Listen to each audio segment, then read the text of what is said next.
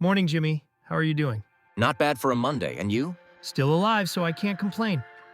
Before we dive into the vulnerabilities, how did the scan go on your end?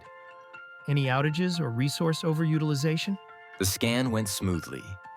We were monitoring the servers, and aside from noticing a bunch of open connections, you wouldn't have even known a scan was happening.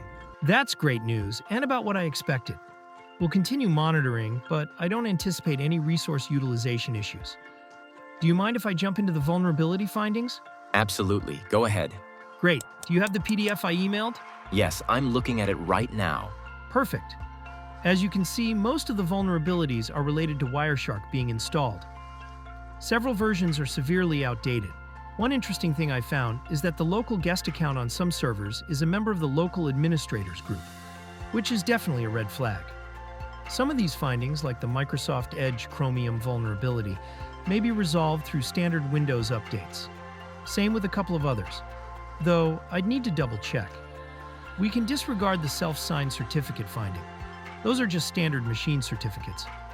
But the medium-strength cipher suites, along with TLS 1.0 and 1.1, are deprecated and should definitely be addressed. So in summary, our main remediation items are removing outdated versions of Wireshark, disabling insecure protocols and cipher suites, removing the guest account from the administrators group. Very interesting. The good news is that most of our servers are likely to have the same set of vulnerabilities, which should make remediation a lot more straightforward. Yeah, that's actually a plus. A consistent baseline makes patching and hardening a lot easier.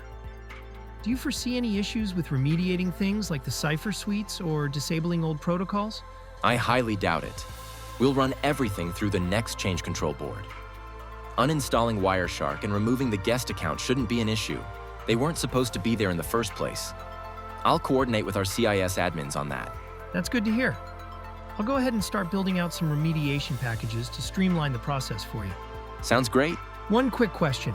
Do you already have something in place to handle the Windows update-related vulnerabilities? Do you have a patch management solution running? Yes, not worried about that. Our patch management is in place, and Windows updates should be applied automatically by next week. Excellent. I'll get started on the remediation research and package creation. I'll circle back before the next change control board meeting. Sounds good. Talk to you soon. Cool. Talk soon.